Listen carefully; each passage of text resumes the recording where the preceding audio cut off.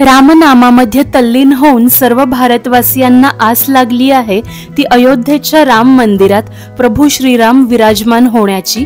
याच पार्श्वभूमीवर मी आज तुम्हाला दर्शन घडवणार आहे रामायणाशी संबंधित असलेल्या नाशिकमधील पंचवटी या पवित्र स्थानाचे।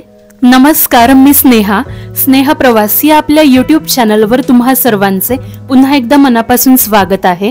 काळाराम मंदिर हे पंचवटीमधील मुख्य देवस्थान आहे। पंचवटी दर्शनाची सुरुवात आपण काळाराम मंदिरापासूनच करूयात। काळाराम मंदिराला प्राचीन ऐतिहासिक वारसा लाभलाय। आत प्रवेश केल्यावर प्रथम हनुमान मंदिर सभामंडप लागते। सुंदर कमानींच्या या खुल्या सभामंडपात मध्यभागी हनुमानाची लोभस मूर्ती विराजमान झालेली आहे। काळाराम मंदिराचा आवार अतिशय प्रशस्त आहे। मंदिराचे संपूर्ण बांधकाम काळ्या दगडाचे असून नागरी वास्तुशैलीमध्ये हे मंदिर बांधले गेले आहे। हे आहे नेत्र दिपवून टाकणारे काळाराम मंदिर। मंदिराची रचना इतकी रेखीव आहे की बघतच राहावेसे वाटते।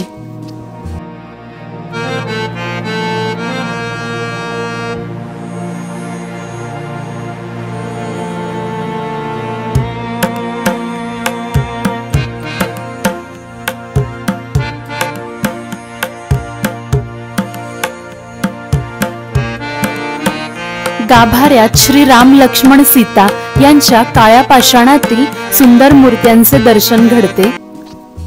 अनेक शतकांपूर्वी काळाराम मंदिराच्या जागेवर नागपंथीय साधू राहत होते।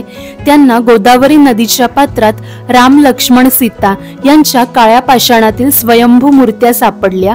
त्यानंतर त्यांनी या ठिकाणी लाकडी मंदिर बांधून मूर्त्यांची स्थापना केली। या तीनही मूर्त्या काळ्या पाषाणातील होत्या, त्यामुळे मंदिराचे नाव काळाराम मंदिर असे ठेवले गेले। इतिहास तज्ञांच्या मते या मूर्त्या 10व्या शतकाच्या देखील पूर्वीच्या असाव्यात। काळाराम मंदिर इतके प्राचीन आहे की 13व्या शतकात श्री चक्रधर स्वामी या मंदिरात येऊन गेल्याचा उल्लेख लीला चरित्रात आहे। तसेच संत एकनाथ महाराज देखील या मंदिरात आले होते। समर्थ श्री रामदास स्वामींना काळाराम मंदिरातच प्रभू श्री रामाचा साक्षात्कार झाला होता। इसवी सन 1620 ते 1632 या 12 वर्षांमध्ये समर्थ रामदास नित्यनेमाने काळाराम मंदिरात ध्यान धारणा करत असत। तसेच श्री गजानन महाराज देखील या ठिकाणी आले होते। याचा उल्लेख श्री गजानन विजय या ग्रंथात आहे। पेशव्यांचे सरदार रंगराव ओढेकर यांनी गोपिकाबाई पेशवे यांच्या आदेशानुसार 1778 ते 1790 या 12 वर्षांमध्ये सुमारे 2000 कारागिरांच्या मदतीने सुंदर व मजबूत असे दगडी काळाराम मंदिर बांधले। कालच भारताचे माननीय पंतप्रधान श्री नरेंद्र मोदी देखील काळाराम मंदिरात प्रभू श्री रामांच्या दर्शनासाठी येऊन गेले। आता आपण पंचवटीमधील आणखीन एक महत्त्वाचे स्थान सीता गुफा बघायला जाऊयात। या परिसरात मोठमोठी अशी 5 वटवृक्षे आहेत, म्हणून या परिसराचे नाव पंचवटी असे ठेवण्यात आले। सीता गुफा ही सीतेची पवित्र गुहा आहे व असे म्हटले जाते की वनवासाच्या काळात प्रभू श्री राम लक्ष्मण सीता यांनी बराच काळ नाशिकमधील पंचवटी व या गुहेमध्ये वास्तव्य केले होते। ही गुहा पूर्णतः काळ्या दगडाची असून गुहेमध्ये जाण्यासाठी काही पायऱ्या आहेत व खाली बसून एका वेळी एकच व्यक्ती जाऊ शकते, इतकी आखूड ही गुहा आहे।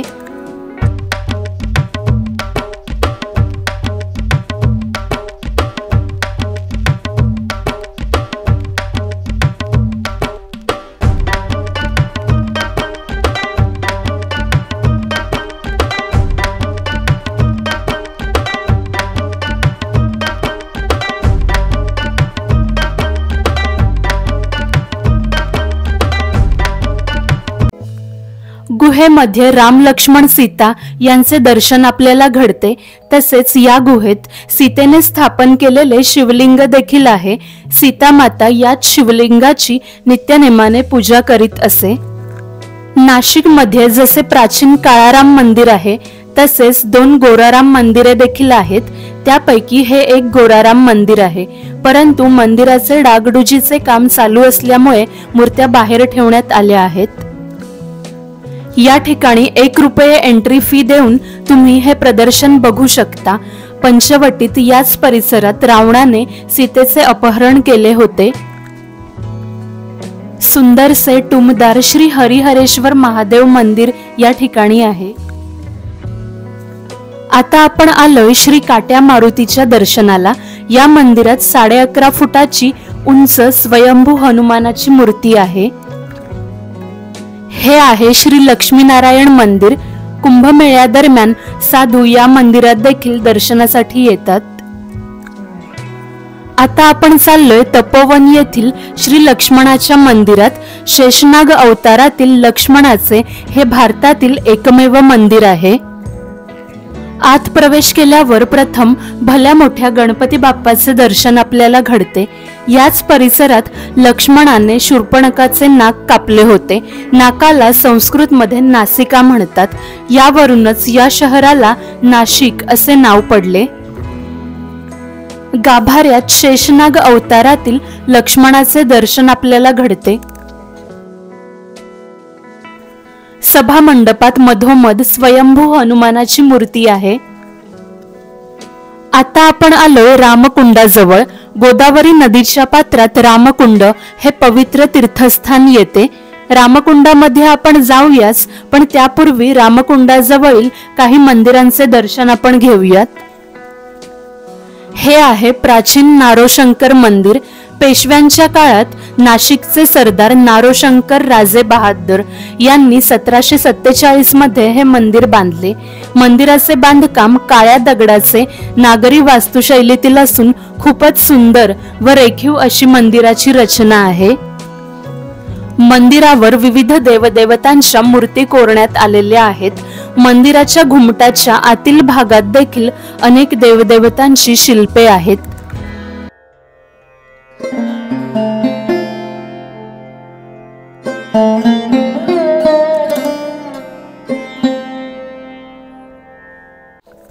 गाभाऱ्यात भगवान शंकराचे दर्शन आपल्याला घडते। नारोशंकर मंदिरासमोरच रामकुंडाचे पूल पार करून आल्यावर प्राचीन गोराराम मंदिर आहे। मी म्हटल्याप्रमाणे नाशिकमध्ये 2 गोराराम मंदिरे आहेत, त्यापैकी हे दुसरे प्राचीन गोराराम मंदिर। 25 ते 30 दगडी पायऱ्या चढून वर आल्यावर गोराराम मंदिर आहे। या मंदिराची स्थापना 1782 साली करण्यात आली आहे। मंदिरात गाभाऱ्यात मधोमध राम लक्ष्मण सीता यांच्या पांढऱ्या शुभ्र मूर्त्यांचे दर्शन आपल्याला घडते। पांढऱ्या शुभ्र मूर्त्यांमुळेच मंदिराचे नाव गोराराम मंदिर ठेवण्यात आले। शिवपार्वती, हनुमान, गणपती यांचे देखील दर्शन या ठिकाणी घडते।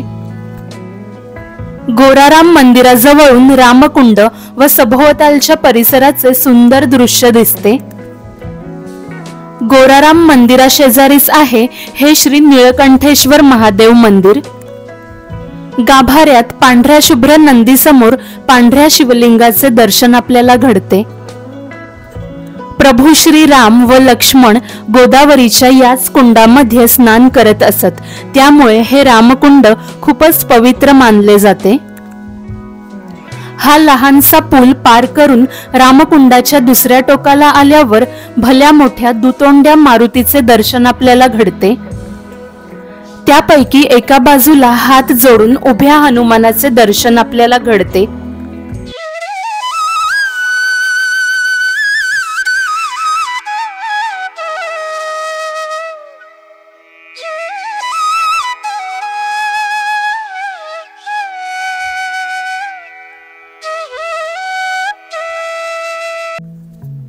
तर दुसऱ्या बाजूस असुराच्या मुंडक्यावर पाय ठेवून उभ्या हनुमानाचे दर्शन आपल्याला घडते।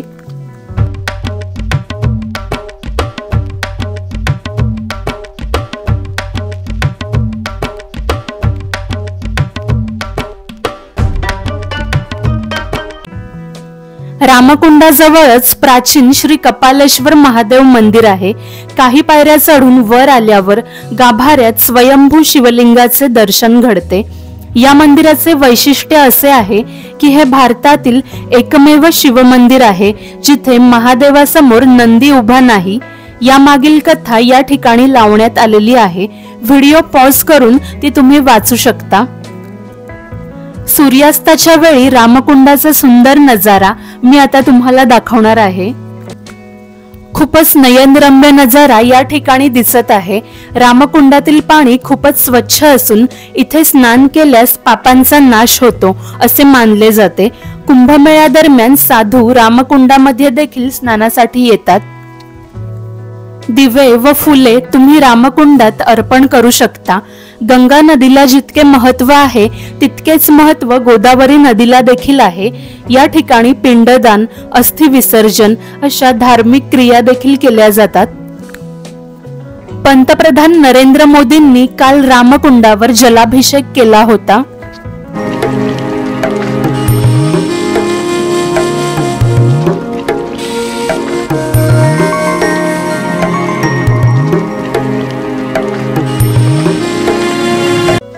पाणीपुरी, शेवपुरी असे खायचे अनेक स्टॉल्स देखील रामकुंडाजवळ आहेत।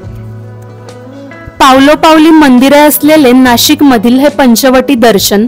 पंचवटीला येण्यासाठी ट्रेनने नाशिक रोड रेल्वे स्टेशनला उतरावे व पंचवटी किंवा द्वारकेला जाणारी बस किंवा टॅक्सी पकडून तुम्ही पंचवटीला पोहोचू शकता। पंचवटीला आल्यावर अनेक रिक्षा चालक तुम्हाला दिसतील। ते 500 रुपयांमध्ये संपूर्ण पंचवटी दर्शन तुम्हाला फिरवून आणतील व प्रत्येक जागेची माहिती देखील सांगतील। आम्हाला भेटलेल्या रिक्षा चालकाचे नाव व नंबर मी या ठिकाणी दिले आहे, त्यांना तुम्ही कॉन्टॅक्ट करू शकता। भारतातील 12 ज्योतिर्लिंगांपैकी एक असलेल्या नाशिक मधील त्र्यंबकेश्वर ज्योतिर्लिंगाची व्हिडिओ देखील मी या चॅनलवर अपलोड केलेली आहे। त्याची लिंक मी डिस्क्रिप्शन बॉक्स मध्ये दिली आहे, जरूर तो व्हिडिओ देखील बघा। शेवटपर्यंत व्हिडिओ बघितल्याबद्दल सर्वांचे मनापासून आभार। व्हिडिओ आवडल्यास व्हिडिओला लाईक आणि चॅनलला सबस्क्राईब जरूर करा।